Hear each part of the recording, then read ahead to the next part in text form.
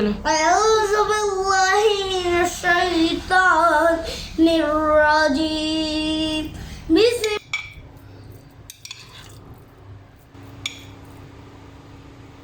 अस्सलाम वालेकुम and welcome back again. कैसे हैं जी आप सब लोग? उम्मीद है कि सब खैरियत से होंगे, बिल्कुल ठीक ठाक होंगे। और ये देखिए कितना प्यारा माशाल्लाह से ये मेरे पास मेल कैट जो आया है, ये इतना खूबसूरत है, मैं आपको क्या बताऊँ।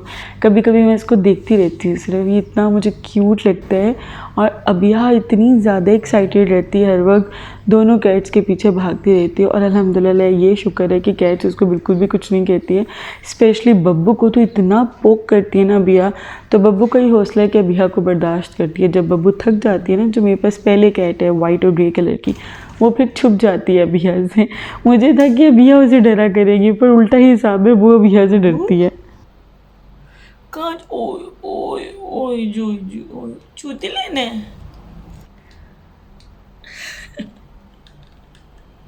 और बब्बू ने मुझे इस कदर तंग किया हुआ है ना, मैं आपको क्या बताऊँ। दरवाज़ा खुलता नहीं है, ये दौड़ के भाग जाती है। और जैसे ही मैं निकलने के लिए रेडी होती रही, ये मेरे इर्द गिर्द गोल गोल चक्कर लगाने लग जाती है कि भाई आप मुझे साथ लेके जाओगे। अच्छा अच्छा, आपको लेके जाऊँ, आपको लेके जाऊँ। ओए छुटकी, आपको लेके जाऊँ, छुटकी लेके जाती। तो कभी कभी मैं इसको हार्नेस बना के ले जाती हूँ, बट ये कि ये चलती नहीं है, ये अपने आप को एक जगह खड़ा कर लेती है और फिर मुझे उठाकर इसको फिरना पड़ता है। तो मुझसे तो वैसे ही बच्चे नहीं उठाए जाते थे, अब इसको मुझे उठाना पड़ता है, तो मेरा हाथ ना नम होना शुरू हो जाता है। मैं ज़्यादा देर तक नहीं होल्ड कर सकती, कुछ भी नहीं ज़्यादा देर तक होल्ड कर सकती। तो पर इसको मुझे फिर लेके चलना पड़ता है थोड़ी देर, फिर एक दो राउंड लगा कर तो मैं इसको फिर वापस घर पर ड्रॉप कर जाती हूँ, क्योंकि आई कांट कैरी हर ना। आप लोगों ने देखा होगा कि आयान यूनिकॉर्न वाले एक पैक है इसी तरीके से, तो वो खाता है बड़े शौक से। उसकी ना बहुत लाइट फ्रेगनेंस है, बिल्कुल स्ट्रॉन्ग फ्लेवर्स नहीं है उसके। तो खैर इन लोगों ने इस बार अपनी पसंद से डिफरेंट उठा तो ली, और मुझे था कि अयान नहीं खाएगा, क्योंकि अयान को चॉकलेट नहीं पसंद है। बट मैं अब देख रही हूँ कि अयान आहिस्ता आहिस्ता चॉकलेट को पसंद कर रहा है, लाइक उसके टेस्ट बड्स डेवलप हो रहे हैं, चॉकलेट्स को लाइक कर रहा है वो ना। तो उसने डाल के, उसको मैंने डाल के दिए तो उसको पसंद है। इवन जो मिल्क बना ना, इससे चॉकलेट पफ थे ये, आई डोंट नो उनको पर्टिकुलरली क्या कहते हैं, तो उसने खाया, उसको बड़ा मज़ा आया। और ईमान जो उठा के लाई थी ना, इतने इसके अंदर स्ट्रॉन्ग फ्रूट्स की फ्रेगनेंस थी कि बड़ी मुश्किल से ईमान ने बस थोड़े से खाए। और ये देख के बच्चे ना अलमारियाँ खोल जाते हैं, जितनी मर्जी मैं बंद करूँ ना, ये कबर्ड्स खुल जाती हैं, क्योंकि स्लाइडिंग के बच्चे हल्का सा खोलते हैं तो ये खुल जाती हैं, तो और बंद भी नहीं करते हैं। अब वहाँ पर जो बब्बू ने लाजमी, आपको पता है, जाना है अच्छे से चेक करने कि सब ठीक ठाक है, कोई चीज़ मिसिंग तो नहीं है। और जैसे मुझे इसने देखा है ना, तो ये वापस आई है बाहर और मेरे इर्द गिर्द गोल गोल घूमने लग गई है। आजकल जब भी मैं जायनमाज़ बिछाती हूँ ना, इन दोनों में से कोई ना कोई एक आ जाता है, या तो मोची आ जाता है या बब्बू आ जाती है, और ये जायनमाज़ पे बैठ जाते हैं। और आपको पता है अगर इन्हें आप डांटेंगे ना और या उठाएंगे ना जायनमाज़ से, तो ये नाराज़ हो जाते हैं, लिटरली ये नाराज़ हो जाते हैं और काफ़ी देर तक ये आपको इग्नोर करते हैं। तो खैर मैं इस तरह का रिस्क नहीं लेती, क्योंकि फिर ये बहुत अनोइंग और चिड़चिड़े हो जाते हैं। अगर आप इन्हें प्यार भी करना चाहो तो ये आपको पीछे पीछे करते हैं, बट ये थोड़ी देर के लिए होता है, ये बिल्कुल बेबीज़ की तरह होते हैं, बहुत जल्दी भूल भी जाते हैं। जैसे आप बच्चों को थोड़ी देर के लिए डांट दो तो वो थोड़ी देर के लिए याद रखते हैं कि भाई इन्होंने मुझे डांटा था, थोड़े टाइम के लिए, फिर बाद में भूल जाते हैं। तो ये भी इसी तरह से होते हैं, ये भी भूल जाते हैं। और मैंने जहाँ जहाँ जाना है ना, बब्बू ने स्पेशली मुझे फॉलो करना है, स्पेशली मुझे फॉलो करना है। पता नहीं मोची कहाँ रह गया, दोनों इकट्ठे मुझे फॉलो करना शुरू होते हैं। ज़्यादा अभी बब्बू ही करती हैं, मोची कभी कभी करता है, क्योंकि अभी वो इतना ज़्यादा अटैच नहीं हुआ है। But he is a very sweet boy, very sweet boy. वो इतना अच्छा वाला, वो जो पेट होते हैं ना, जो कडल करते हैं, आपकी लैम्प पे बैठता है, वो वैसा है। बट वो बहुत जल्दी अनॉय हो जाता है वो, और डरा हुआ भी है। एक्चुअली मेरी जो कैट है ना, उसको बहुत ज़्यादा डराती है, उसको बहुत ज़्यादा डांटती है और बिल्कुल उसके साथ खेलना पसंद नहीं करती है। तो जिसकी वजह से ना वो सहमा सहमा डरा डरा सा रहता है।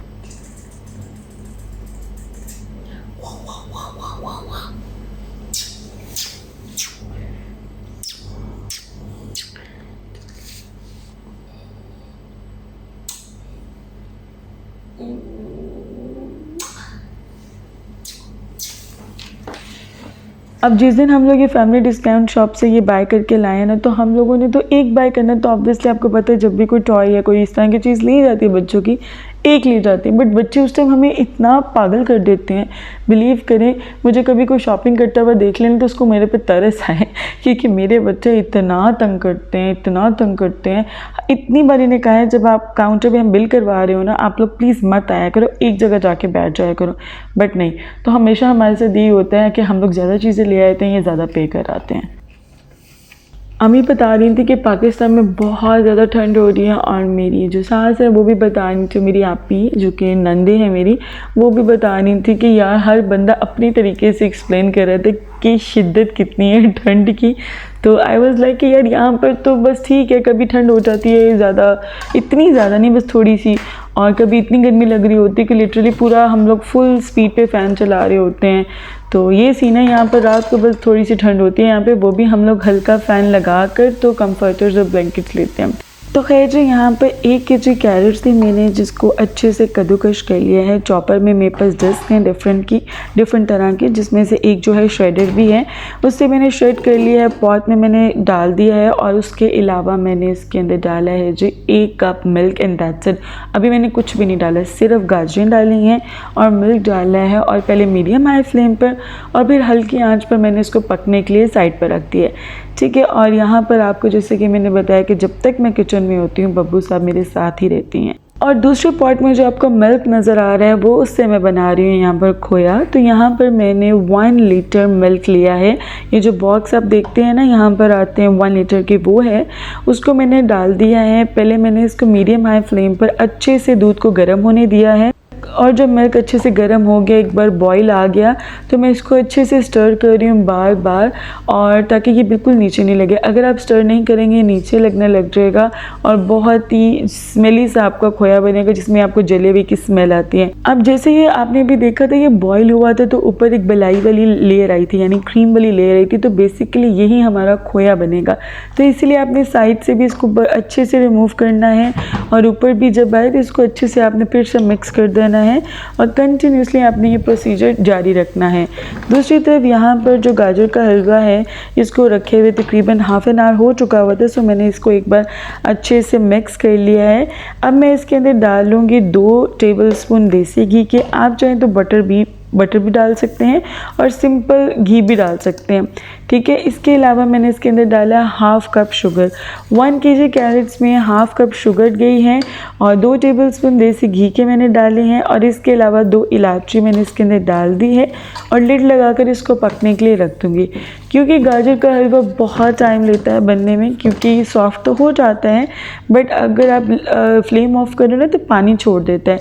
तो आपका गाजर का हलवा तब बेहतरीन बन के रेडी होगा कि जब आप इसको फ्लेम ऑफ भी कर दें तो ये पानी नहीं छोड़े। तो ये निशानी है कि आपका जो हलवा बेहतरीन बना है। या अगर आप घी या ऑयल ज़्यादा बीच में यूज़ कर रहे हैं तो वो सेपरेट हो जाएगा। तो ऑब्वियसली मेरा इतना ज़्यादा तो नहीं होगा, क्योंकि मैंने सिर्फ 2 टेबलस्पून घी के डाले हैं, ज़्यादा नहीं डाला है, ठीक है। और दूसरी तरफ आप ये देख रहे हैं जो खोए का मिल्क है ये येलो कलर में चेंज हो रहा है, ठीक है, ये देखिए। और इसके अंदर जो मैंने डाला है 2 टेबलस्पून बटर। वो जो पहले क्लिप में मैंने डाला है ना, आपको नज़र आ रहा है, एक पीस डाला है, वो बटर डाला है, और वो 2 टेबलस्पून है, ठीक है। और ये देखिए खोया हमारा रेडी होने वाला है, ये थिक होना शुरू हो गया है, और ग्रेजुअली ये शक्ल इसकी आ जाएगी जब आप इसको कंटिन्यूसली स्टर करते रहेंगे। और फ्लेम आपने लो रखना है, बिल्कुल हाई फ्लेम नहीं रखना है आपने, शुरू में बस मीडियम फ्लेम रखना है, उसके बाद आपने फ्लेम जो है वो लो कर देना है। और अब खोया बनने की निशानी ये है कि ये देखें, ये बिल्कुल पॉट को छोड़ना शुरू हो जाएगा। तो जब ये इस तरह से पॉट को छोड़ने लग जाए तो इसका मतलब ये है कि अब आपका खोया बन के रेडी है। मज़ीद अब आपने इसको ओवर कुक नहीं करना, वरना ये बहुत ड्राई हो जाएगा, ठीक है। तो उसी टाइम मैंने एक ग्लास का कंटेनर निकाला है और इसके अंदर डाल दूँगी, क्योंकि ये गर्म है, तो बिल्कुल भी अवॉइड क्या करें प्लास्टिक के कंटेनर्स। जब कोई भी आपने गर्म चीज़ डालनी है कोशिश करें अगर आपके पास कोई ग्लास का इस तरह से कंटेनर है तो उसमें डालें। और दूसरी तरफ यहाँ पर जो है गाजर का हलवा भी ऑलमोस्ट डन हो चुका था, तो अब मैं इसको भी जो एक और कंटेनर है उसके अंदर डाल लूँगी। और मैं बिल्कुल भी ठंडा होने का वेट नहीं करी, क्योंकि रात बहुत हो चुकी हुई थी, बच्चों को सुला कर मैं ये काम करने आई थी।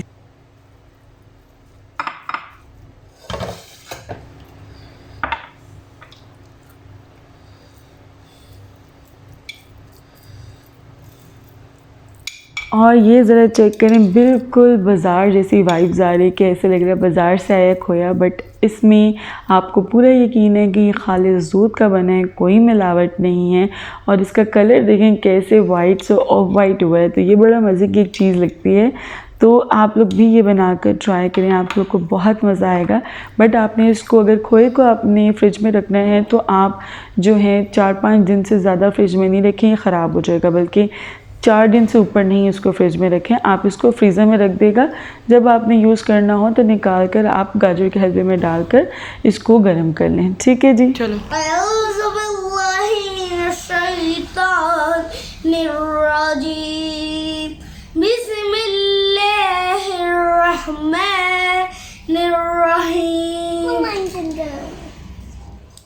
हदायत मुफ्तादार मुनियात है, इसी में बच्चे के तलफ़्फ़ुज़ दुरुस्त कराएं। इसका असर बहुत आगे तक जाएगा। कमज़ोर बुनियादें अच्छी इमारत मुमकिन नहीं। लब्बैक अल्लाहुम्मा लब्बैक, लब्बैक ला शरीक लक लब्बैक, इन्नल हम्दा व निअमत लक वल मुल्क ला शरीक लक। ये हुरूफ मुफ़्रदात है, इसी में बच्चे के तलफ़्फ़ुज़ दुरुस्त कराएं और इसका असर बहुत आगे तक जाएगा और कमज़ोर बुनियाद पर अच्छी इमारत मुमकिन नहीं। तो उम्मीद है कि आज का व्लॉग आपको अच्छा लगा होगा। बहुत सी नई चीज़ें देखने को मिली होंगी, बहुत सी चीज़ें सीखने को भी मिली होंगी। तो मिलते हैं आपसे अगले व्लॉग में। हो सके तो वीडियो को लाइक कर दिएगा। अल्लाह हाफ़िज़।